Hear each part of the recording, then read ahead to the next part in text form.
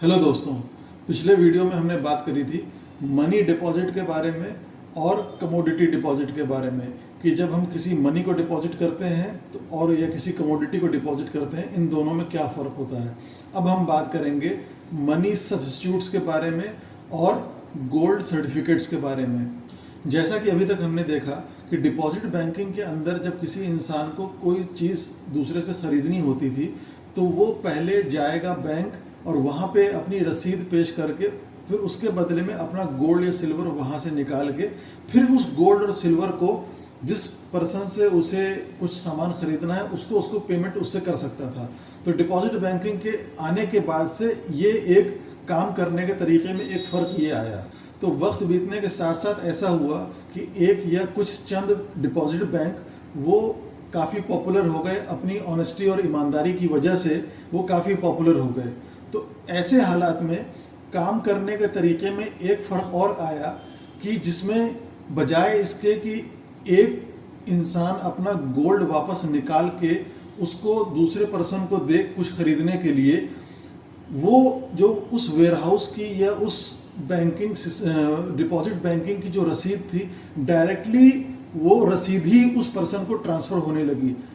ये ऐसा कैसे होता था, इसको अब हम एक एग्जांपल से समझते हैं। अब मान लिए दो लोग हैं,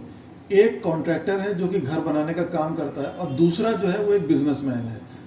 इस बिजनेसमैन ने इस कॉन्ट्रैक्टर को अपना घर बनाने का कॉन्ट्रैक्ट दिया। सपोज अब उस घर बनाने की कीमत जो टोटल निकल के आई वो 1 किलो सोने के बराबर आई। इन दोनों के बीच में ये बात तय हुई कि तुम हमें ये घर बना के दोगे तो उसके बदले में पेमेंट के तौर पे हम तुम्हें 1 किलो सोना देंगे। अब यहाँ पे एक बात यह है कि डिपॉजिट बैंकिंग के आने के बाद अब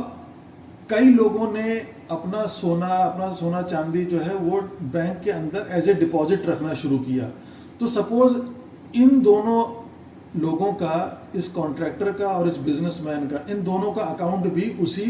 बैंकिंग डिपॉजिट बैंकिंग के अंदर में है। अब होगा क्या, अब एक तरीका इन दोनों के बीच में काम करने का तो ये है कि जब इस बिजनेसमैन को इस कॉन्ट्रैक्टर को पेमेंट करना हो तो वो पहले बैंक जाए, बैंक जाके अपनी रसीद पेश करे, फिर वहाँ से अपना सोना निकाले, फिर उस सोने को ले जाके उस कॉन्ट्रैक्टर को पेमेंट करे, फिर वो कॉन्ट्रैक्टर उस सोने को ले जाकर दोबारा उसी डिपॉजिट बैंक में जाए और फिर उसको जमा करके वहाँ से एक रसीद ले ले। तो ये एक पूरा एक सर्कुलर प्रोसीजर हो जाएगा जिसके अंदर वो बिजनेसमैन सोना निकालेगा, फिर उस सोने को ले जाके उस कॉन्ट्रैक्टर को देगा और वो कॉन्ट्रैक्टर दोबारा वो सोना ले जाके उसी बैंक के अंदर जमा कर देगा। तो इसके अंदर वक्त बीतने के साथ साथ जब लोगों को उस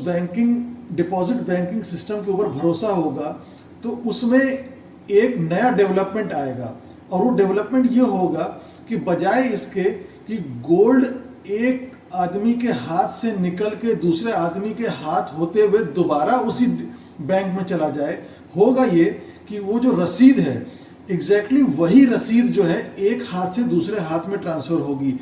जो एक्चुअल गोल्ड है वो बैंक में ही पड़ा रहेगा और उसकी रसीद इस बिजनेसमैन के हाथों से निकल के उस कॉन्ट्रैक्टर के हाथ में चली जाएगी और उस कॉन्ट्रैक्टर को ये यकीन होगा कि जब भी मैं ये रसीद ले जाके बैंक में दूंगा तो मुझे मेरी पेमेंट, मेरा गोल्ड जो है वो मिल जाएगा और मेरा पैसा मुझे मिल जाएगा। तो इस तरह से वक्त बीतने के साथ साथ ऐसा होता चला जाएगा कि कम से कम ट्रांजैक्शंस के अंदर जो गोल्ड है वो बार बार निकाला और बार बार डिपॉजिट किया जाएगा और ज़्यादातर ट्रांजैक्शंस के अंदर जो उस गोल्ड को रिप्रेजेंट करती हुई जो रसीद है, जो डॉक्यूमेंट है, वही एक हाथ से दूसरे हाथ में ट्रांसफ़र होगा और इस तरह से ये एक मनी सब्स्टिट्यूट का काम करेगा। ये मनी नहीं है लेकिन मनी का सब्स्टिट्यूट के तौर पे काम कर रहा होगा।